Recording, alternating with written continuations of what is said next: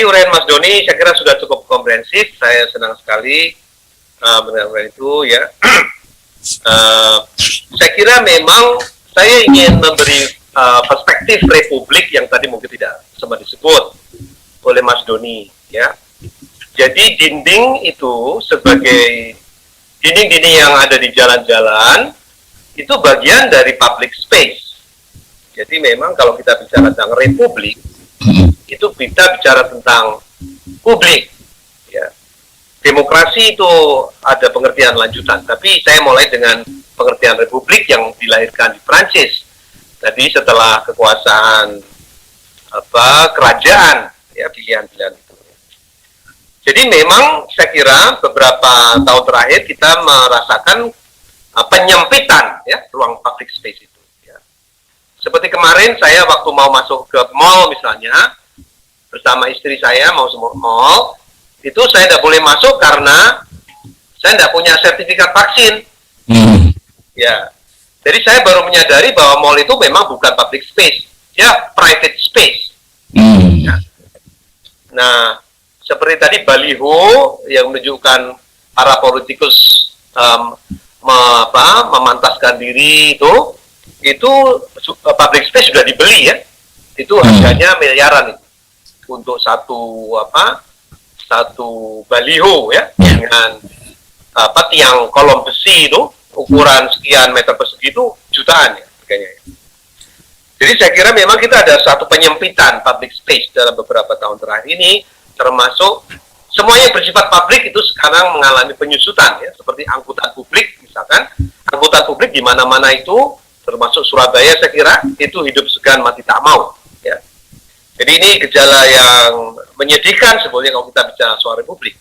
Kalau kita bicara soal publik, berarti ruang-ruang publik itu harus diperbanyak. Ya, saya kira ini teorinya gitulah kira-kira. Ya. Nah, sekarang sudah terjadi maladministrasi publik. Ya, maladministrasi publik itu artinya penciptaan hukum dan tafsirnya itu bukan untuk kepentingan publik, tapi untuk kepentingan elite atau oligark. Ya. Jadi ini yang terjadi sekarang ini ya. Makanya tadi banyak kalau polisi kemudian mencoba menutupi mural itu karena memang polisi tidak tahu dia lupa atau dia mungkin dulu direkrut tidak secara meritokratik, dia sangat khawatir kehilangan pekerjaan ya, kehilangan pekerjaan karena tidak manut atasan. Ya, jadi ini saya kira ini perintah atasan saja, mereka terpaksa membawa piloks untuk menutupi mural. Ya, jadi ada masalah memang di birokrasi kita. Birokrasi kita itu tidak melayani publik. Urusan tanah misalkan kemarin saya sempat ngantar istri saya soal tanah itu ruwet nggak karu-karu. Ya, sama sekali tidak melayani publik. Ya, sama sekali tidak. Jadi saya kira tadi betul bahwa seni itu ekspresi, salah bentuk ekspresi komunikasi. Saya kira saya setuju ya. Dan kalau itu menggunakan dinding yang tidak usah bayar, ya memang kemampuannya segitu ya. Jadi memang masyarakat kita itu sudah kepepet, tekanan hidup yang bertubi-tubi, ruang publik yang menyusut, mobilitas dibatasi, tidak ada penyambung lidah yang mendengarkan keluhan mereka, dan mereka harus berteriak melalui dinding-dinding di jalan. Ya, ya memang fungsi-fungsi kontrol, DPR, kampus, media, ulama itu bisu, ya, bisu. Ya, jadi saya kira ini yang terjadi. Ya, tidak ada satu mekanisme kritik yang efektif. Ya, kenapa begitu? Karena hak-hak politik kita seolah-olah sudah ditransfer habis di bilik-bilik suara. Ya. Jadi ada satu narasi seolah-olah hak politik kita itu tidak ada lagi begitu kita keluar dari bilik suara. Sudah kita serahkan bongkoan ke anggota DPR.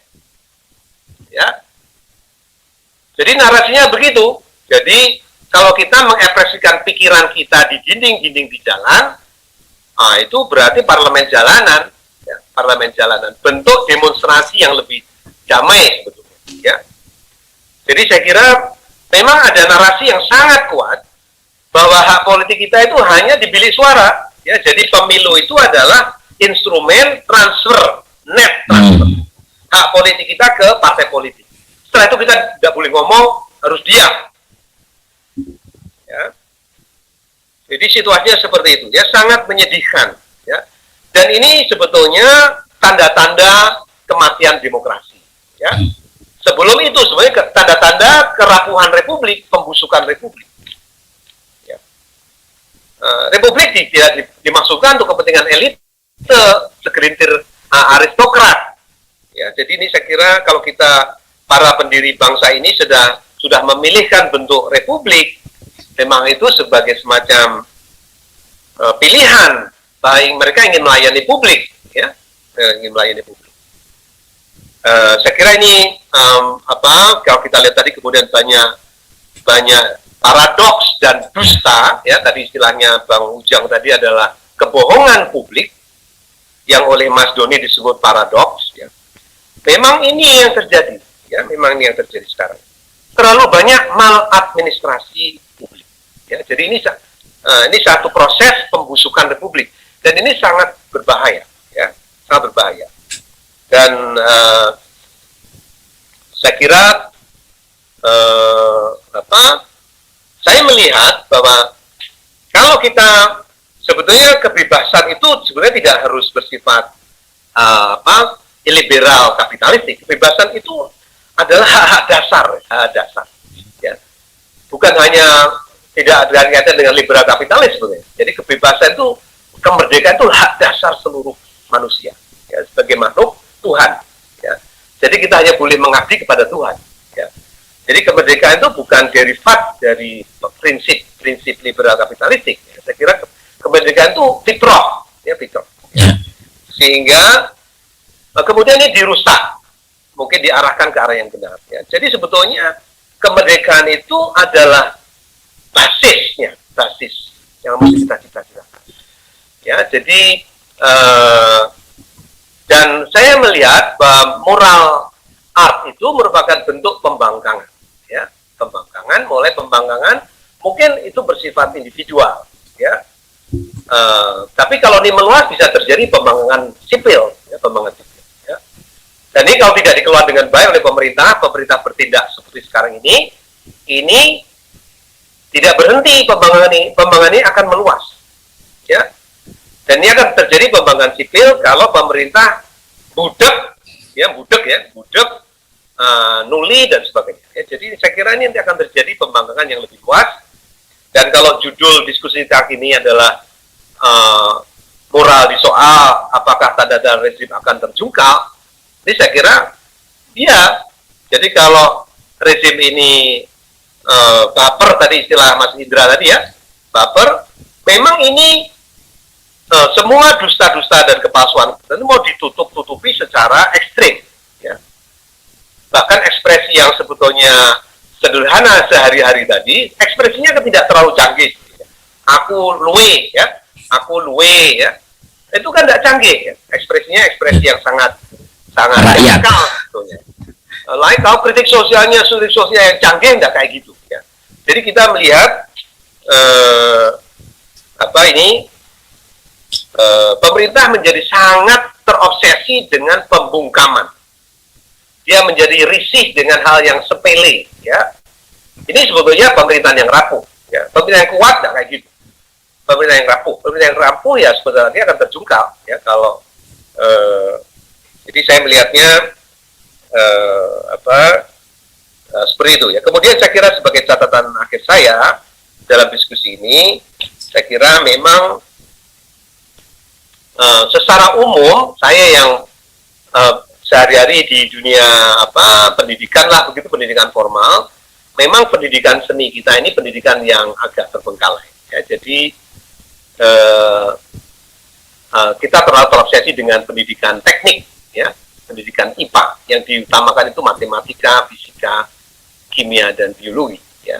Tapi pendidikan seni dan termasuk bahasa itu agak terbengkalai, ya. Ini yang menyebabkan sebetulnya kemampuan ekspresi kita itu agak lemah, ya. Ini yang membuat kita mudah sekali dibungkam oleh tirani, ya, tirani dan pemerintahan otoriter. Ya. Jadi saya kira karena pendidikan seni itu pendidikan dengan otak kanan, ya, tidak bukan otak kiri. Dan ini saya kira ini yang kurang, justru yang kurang. Yang memang sengaja dilumpuhkan pendidikan seni. Ya.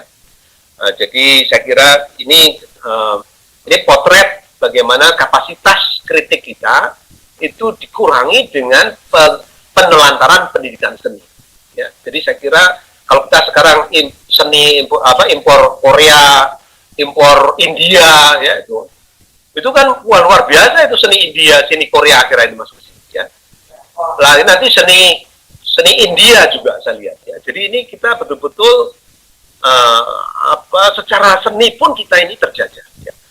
Dan saya kira ini yang buat saya kira ini diskusi ini menarik. Ya. Terima kasih kepada PKAD yang mengusung topik ini.